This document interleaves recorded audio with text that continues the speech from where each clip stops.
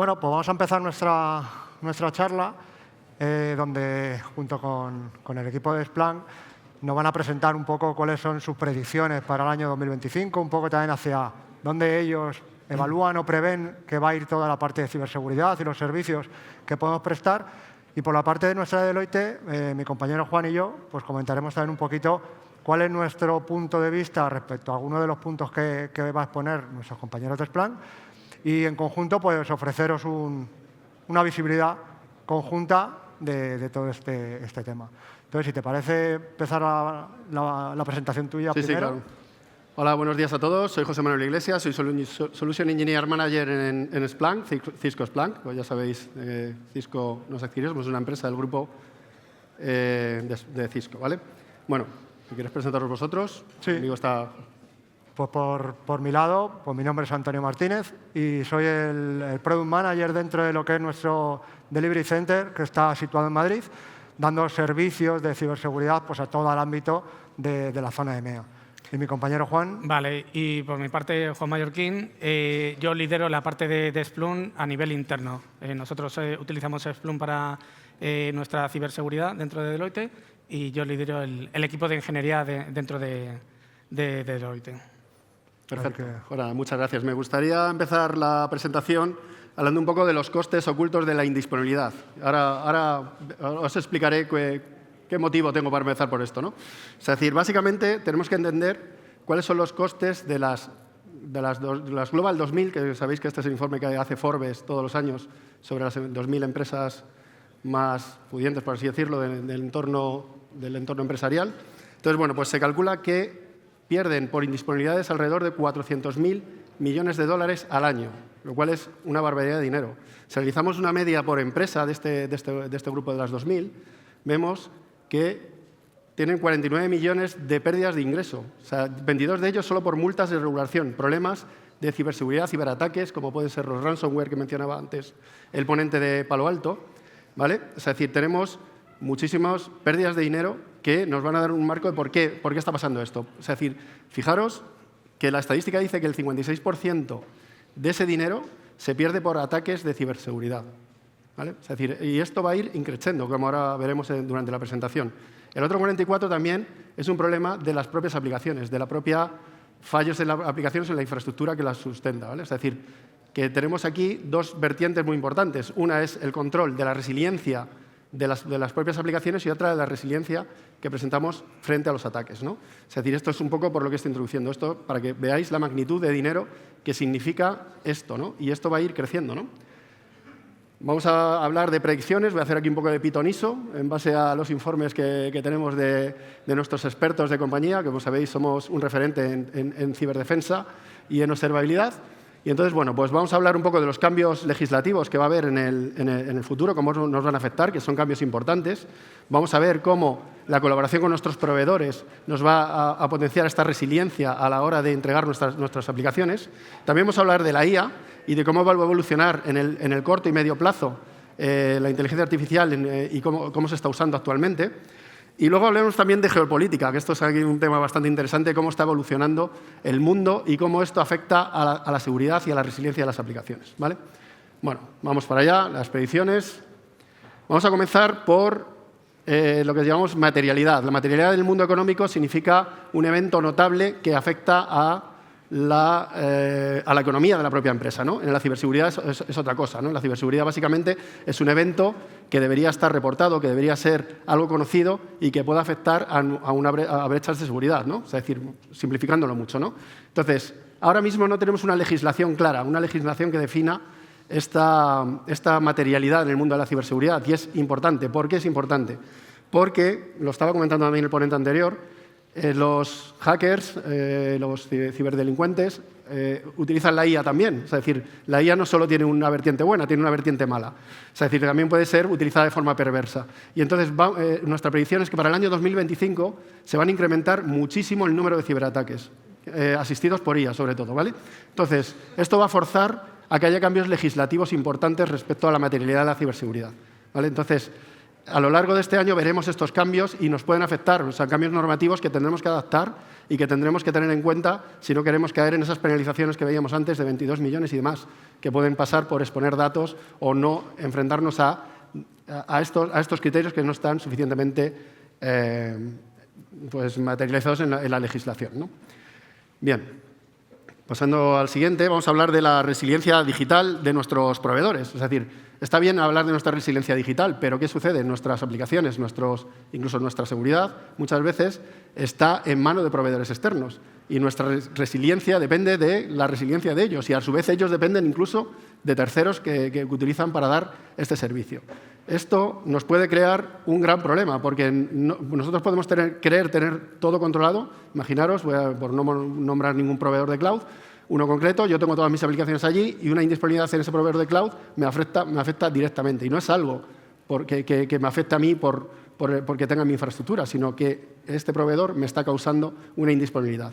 Y eso significa dinero, significa pérdida de confianza y degradación de mi imagen, ¿no? Entonces, tenemos estos retos y, de alguna manera, tenemos que enfocarnos en colaborar con estos proveedores para asegurar, mediante SLAs, mediante otra serie de cuestiones, asegurarnos que tenemos esta resiliencia, ¿no? Y esto también va a ser una constante durante este año, ¿no? Es decir, se van a incrementar este tipo de acuerdos, se van a embeber incluso con nuestros proveedores de cloud, incluso proveedores de seguridad. Vamos a alcanzar, se prevé que se tengan que alcanzar estos niveles de servicio, estos acuerdos de niveles de servicio, para que no nos impacten y, sobre todo, que tengamos un backup, por así decirlo, ante posibles ataques, ¿no? Bien. Vamos a hablar un poco también de un gran problema que tenemos en el ámbito de seguridad, de los SOCs. Tenemos una falta alarmante de perfiles capacitados para atender un SOC, ¿vale?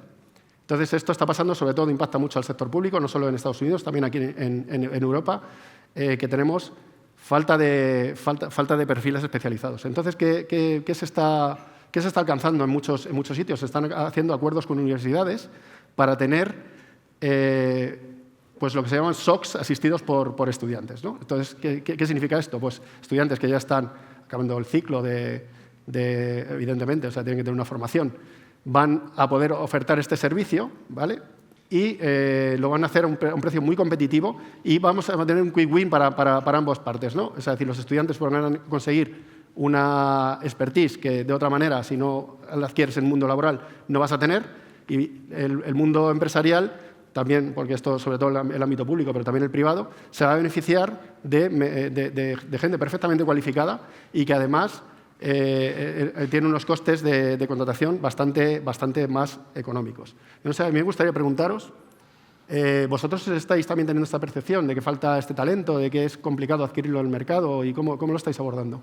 Sí, nosotros, uno de los principales problemas que estamos teniendo, sobre todo de unos años a esta parte, es esa falta de profesionales en el mercado. Entonces, una de las iniciativas que desde hace unos años estamos trabajando es justamente lo que comentabas, trabajar con las universidades de cara a incorporar perfiles dentro de nuestros equipos para que puedan, ya sea mediante prácticas o becas, si estamos hablando de carreras o gente de grado, poder darles esa posibilidad de empezar a crear su carrera profesional y, adicionalmente, nosotros incorporar perfiles en esa capa de nivel 1, por así decir, que empiecen a coger conocimientos y poco a poco poder hacer uso de ellos en equipos mucho más especializados. Otra de las iniciativas que tenemos es ya no solo que las universidades trabajen con nosotros, sino nosotros trabajar con ellas. Sí, siguiendo con la misma línea, nosotros dentro de Deloitte tenemos la Cyber Academy, que lo que nos permite es colaborar en másters que son especializados de ciberseguridad y tener ese punto de contacto con estudiantes que están interesados en la ciberseguridad.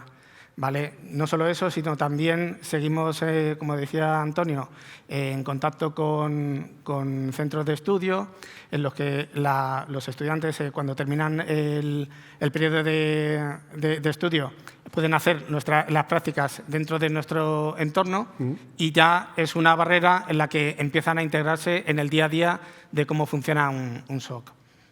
Perfecto, gracias. Nosotros, además, con Splunk colaboramos mucho con Deloitte para ofrecer este SOC como un servicio. Ellos son los que hacen este servicio porque precisamente muchas empresas no encuentran perfiles para poderlos contratar. No tienen ese expertise y lo contratan a través de los servicios expertos de Deloitte. Bien, otro cambio importante es la situación que estamos viviendo con la situación actual geopolítica. Y sobre todo cómo afecta esto a la residencia de datos y a otras disciplinas, ¿no? Y es importante el impacto que están teniendo los nacionalismos. Habéis visto lo que está sucediendo ahora mismo con Estados Unidos, incluso aquí en la Unión Europea, ¿no? Hay países que ya no les vale lo de la residencia de datos dentro de la Unión Europea, quieren tenerlo dentro de su propio país. Esto es un reto que va a suceder durante este año, este 2025, esta es nuestra predicción, incluso se va a agravar, ¿vale? Porque esto nos va a provocar problemas legales de dónde van a estar nuestros datos. Vamos a tener que redactarnos, tener asesorías legales incluso para poder trabajar sin meternos en problemas con los distintos países donde nuestras empresas tengan negocio, ¿no? Es decir, ya no nos vale a lo mejor solo con estar en la Unión Europea, ¿no? Entonces, esto nos va a obligar a lo que os decía, a tener mucho ojo con estas regulaciones, evitar las multas y evitar, sobre todo, pues que de repente esta regulación nos impacte y no podamos desarrollar un negocio en estos países, ¿no? Entonces, no sé vosotros también si estáis sufriendo esto de alguna manera, pues sabemos, aparte de Estados Unidos, de China, etcétera, etcétera, esos son los históricos. Aquí, no sé si en la Unión Europea estáis sufriendo algo similar. A ver, en Deloitte estamos en todo el mundo, claro. Estamos en los 5 continentes, más de 300.000 usuarios. Al final es complicado, como tú comentas. Y la idea que se ha tomado es tomar el entorno más restrictivo, siempre que se pueda. Entonces, en ese caso, nosotros lo hemos abordado en Europa, ¿vale? Pero es verdad que hay excepciones. Como tú comentabas, hay situaciones en las que no se puede y gracias a tener una herramienta que es flexible, podemos articularlo de tal manera para cumplir las necesidades que son requeridas. Claro, desde el punto de vista de los servicios que proveemos a nuestros clientes, no es lo mismo trabajar con un cliente, por ejemplo, que esté únicamente localizado en España, donde conocemos de sobra las normativas y regulaciones que tenemos que cumplir, que una empresa o cliente que tenga localizaciones dispersas por el mundo. Aquí ya tenemos que entrar a entender cuáles son esos requisitos regulatorios a cumplir en cada uno de los países. No es lo mismo territorio europeo que entrar en China, entrar en Rusia. Ahí es donde tenemos que tener primero conocimiento de esa normativa, por así decir, como así también la flexibilidad de poder ofrecer nuestros servicios para encajar en esos mercados o localizaciones un poquito más específicas. Entonces, sí que es cierto que complica un poco el escenario en esos ecosistemas globales, pero no quita que podamos apoyarnos en las soluciones que a día de hoy tenemos en el mercado para poder ofrecer nuestros servicios y dar cobertura a la necesidad del cliente. Claro. Aquí dentro de la Unión Europea, mismamente, incluso se está hablando de que Italia va a forzar que sus datos estén dentro, ya no de la Unión Europea, sino de propia Italia. Es decir, depende mucho de los gobiernos locales. Esto es un tema que va a avanzar y que posiblemente nos afecte bastante. O sea, es decir, que el próximo año veremos esto bastante, ¿no? Vamos a hablar un poco de inteligencia artificial, que está muy de moda hablar de esto. Fijaros la inversión que han hecho las empresas en 2023. Se calcula que se invirtieron en IA alrededor de unos 153.000 millones de dólares, lo cual es una barbaridad. Pero ¿qué sucede? Que realmente no se le está sacando un retorno de inversión a esa inversión. Es decir, no está tan claro que, vale, todo el mundo habla de ello, todo el mundo ve un potencial tremendo, pero realmente la inversión no está trayendo de vuelta tanto valor como se esperaba, ¿no? Entonces, ahora mismo también va a haber mucha presión por parte precisamente de la gente que ha invertido de este dinero para recuperar esto, o sea, que me sirva de algo. Entonces, esto nos va a obligar a tener un enfoque más inteligente, es decir, integrar esta inteligencia artificial dentro de nuestras operaciones diarias y, sobre todo, a fomentar la productividad, que es algo que no se está haciendo. O sea, es decir, por ejemplo, hay muchas herramientas que están creciendo por el tema de IOPS, la inteligencia artificial aplicada a operaciones, para buscar anomalías, para buscar causas raíces, para buscar, por ejemplo, orígenes de ataques, como estábamos viendo antes con el anterior ponente, y sobre todo también, donde puede tener mucha más cabida, es en la integración de flujos de trabajo, ¿no? O sea, es decir, aquí es importante que tareas que llevamos diariamente y donde la inteligencia artificial pueda ayudar, apliquemos ahí. Es decir, pero no la pongamos en plan genérico, porque si no, al final lo que sucede es que este dinero no se va a recuperar, esta inversión no se va a recuperar. Y de hecho se está bajando. De hecho, si os fijáis, hablando de geopolítica un poquito también, el hecho de que apareciera por ahí Sam Altman, Elon Musk u otros, o sea, Zuckerberg junto con Trump en su investidura, es porque les van a dar 100.000 millones de dólares. No es baladí, sino es que se estaba frenando bastante la inversión en esto, ¿no? Entonces, durante este año veremos también esto, ¿no? O sea, veremos cómo se va a intentar recuperar esa inversión de alguna manera y aplicarla en casos de uso concretos. Vosotros, por ejemplo, ¿cómo estáis utilizando la IA? Nosotros el tema de la IA lo enfocamos desde 3 ángulos distintos. El primero de todos es cómo podemos utilizar la IA de cara a mejorar o añadir nuevas funcionalidades en nuestros servicios. El segundo punto de vista sería cómo podemos proteger o ayudar a nuestros clientes en el uso de la IA que ellos hagan, ya sea con los modelos, vamos a decir, comerciales que pueda haber en el mercado o modelos que ellos propiamente creen, ayudarles a proteger para que un atacante no pueda contaminar ese modelo y que al final lo que consigan sea un efecto negativo. Y tercero, entender cómo los atacantes están haciendo uso de la IA para aplicar sus técnicas de ataque. Combinando esos 3 ángulos o 3 patrones, nosotros de Deloitte es como estamos llegando a lo que es el mundo de la IA para poder dar cobertura a los 3, sin dejar de lado ninguno de ellos. Porque al final tenemos que tener visibilidad de todo ello. Luego, otro punto importante del tema de la IA es, y haciendo el nexo con lo de los estudiantes, nosotros muchas veces el mercado piensa que la IA sustituirá directamente al empleado. Nosotros, desde Deloitte, no vemos que eso vaya a ser así 100%, porque siempre tenemos que tener gente preparada, gente dispuesta y gente que parta de la base para poder el día de mañana llegar a ser un técnico nivel 2, nivel 3 o el cargo que pueda llegar a ostentar. Entonces, siempre vamos a querer tener esa base de personas que, apoyándose en la IA, puedan llegar el día de mañana a llegar a esos niveles 2, niveles 3 que comentaba anteriormente. Entonces, es un poco cómo lo estamos enfocando tanto a nivel personal como a nivel uso de la IA. Correcto, muchas gracias. Esto hila perfectamente con esto que voy a contar a continuación. Todo el mundo que ha tenido un primer contacto con la inteligencia artificial lo ha hecho a través de ChatGPT o similares, con los LLMs, los modelos lingüísticos grandes, ¿no? ¿Qué sucede? Que el futuro de estos lenguajes va a ser pequeño. ¿Y por qué? Esta es nuestra predicción. ¿Por qué digo esto? Si parece que es algo que está totalmente en expansión. Pues hay 2 tipos de condicionantes que van a hacer esto. Primero, los costes elevados, porque en electricidad se están consumiendo aproximadamente, para mantener este funcionamiento de los LLMs, alrededor de 1.000 teravatios hora. Esto es una barbaridad, y va increciendo, ¿vale?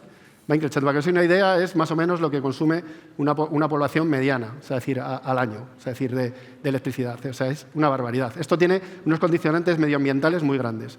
Segundo, es que la información que nos dan muchas veces depende de los datos. Y ahí tenemos otra segunda derivada, y esto también es otra predicción. Se calcula que alrededor de 2026 nos quedaremos sin datos públicos de calidad para alimentar estas IAs, ¿vale? Y estas IAs las estamos alimentando a cascoporro, con todo lo que vamos pillando, ¿vale? Esto lo comparaba uno de nuestros expertos en IA de Splunk, diciendo, yo tengo que hacer un trabajo sobre, imaginaos, vuelvo a la universidad y tengo que hacer un trabajo de la Revolución Francesa. Pues me voy a la biblioteca y me cojo todos los libros que hay, me los leo y luego pues hago el trabajo de la Revolución Francesa. Dices, no, cógete los libros de la Revolución Francesa, ¿no? Entonces, esta tendencia se va a ir, curiosamente, aplicando la inteligencia artificial a modelos pequeños de lenguaje, que son mucho más económicos y son mucho más dirigidos a la necesidad que tenemos, ¿no? Es decir, básicamente lo vamos a utilizar en ámbitos especializados, incluso, por ejemplo, en análisis de red, que comentaba antes, análisis de anomalías. Ahí se puede no llegar a sustituir a una persona, pero sí que pueden darnos un nivel de expertise mucho más rápido a través de la IA, ¿no? Estos son unos modelos que en Splunk estamos utilizando, por ejemplo, ¿no? O sea, vosotros no sé si en este ámbito estáis utilizando algo o... Sí, a ver, yo tendría una pregunta, sí, porque en la última conferencia de Las Vegas ya vimos un inicio de Splunk en el tema de la IA. Hemos visto en el pasado todo el tema de RBA, de UVA, y nos gustaría saber un poquillo más cómo es el enfoque de Splunk a la hora de integrar estos lenguajes dentro de Splunk. Totalmente. Pues es una pregunta muy interesante. Precisamente lo que estamos diciendo, en lugar de tener LLMs, o sea, Splunk está apostando por los SLMs, o sea, integraciones concretas, por ejemplo, para investigar ciberataques, para investigar anomalías causas raíces en desarrollos. Es decir, esto es importante, es decir, integrar dentro del core de Splunk estos lenguajes dirigidos y muy educados y muy expertos en ese particular. Porque la Revolución Francesa es muy interesante, pero dentro de un análisis de ciberseguridad seguramente no. Entonces, esto es un poco la tendencia que va a haber y va a tener una importancia estratégica durante este año. Vamos a ver cómo se va a reducir la inversión en SLMs y va a incrementar en SLMs. ¿Vale?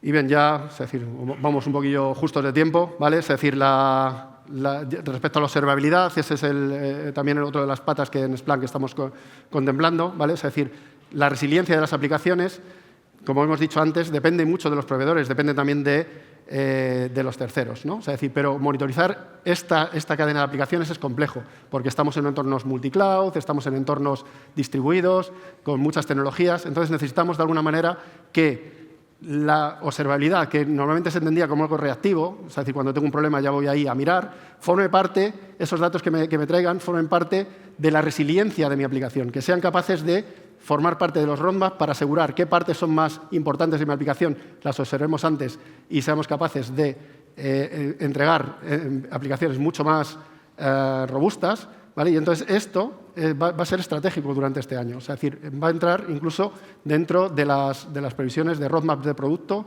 que veremos en el próximo 2025 en muchos no solo de nuestras aplicaciones, sino de los propios servicios que nos entrega el cloud. Vale, yo por mí ya me he pasado un minuto. Es decir, muchas gracias. Perfecto. Muchas gracias. Pues nada, muchas gracias. Venga, hasta luego, buenos días. Venga.